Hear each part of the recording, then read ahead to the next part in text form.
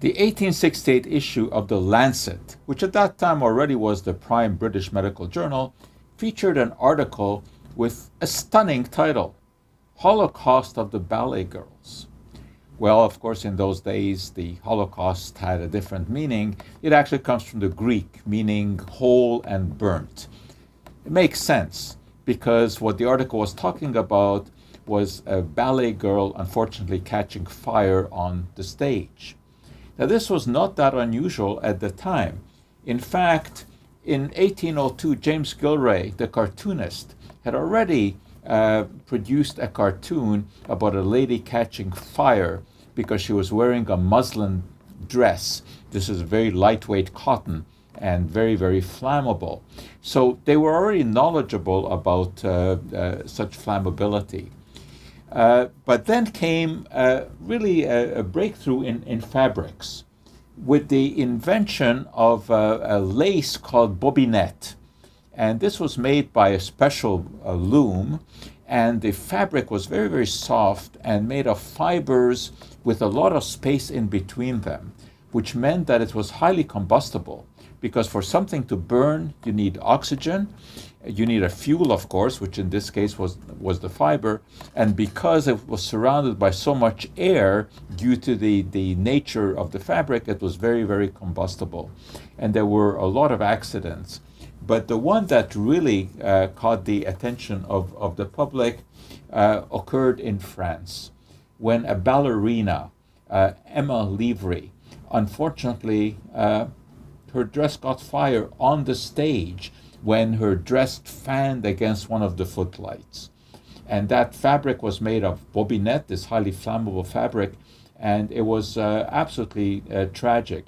There was an engraving, as you can see here, of that incident when she caught fire. She lived for about 8 months and then died, and her clothing has been preserved. Here it is, and it is now in the vaults of the Paris Opera, a relic of the past, of course, but a very, very unfortunate relic. There were other materials at the time also that became very flammable. There was a material called flannelette, and this was made of cotton, and it was to mimic wool.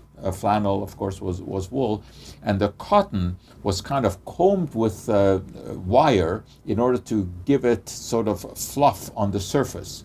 But that also meant that there was a lot of air that was trapped. And little girls, for example, little boys, would wear these flannelette nightgowns. You may remember some of these from Peter Pan and the Darling Children. They were always featured in this. And if a candle would touch it, it would go up in flames very easily, and there were a lot of these tragic accidents. However, there was a way around this, and the manufacturers of these garments sought help from a chemist, as they should have done. And that chemist was William Henry Perkin Jr. William Henry Perkin Sr.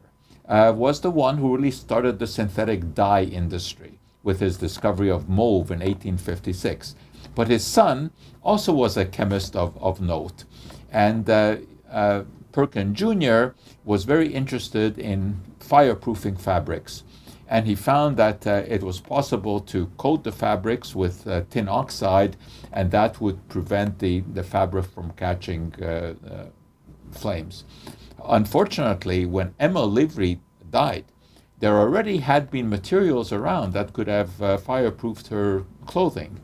But because they also made the clothing stiff and dingy, she didn't want it. And she actually wrote a letter to the Paris Opera saying that she would take all responsibility if she were allowed to perform in clothing that was not fireproof. Unfortunately, she paid the price for it.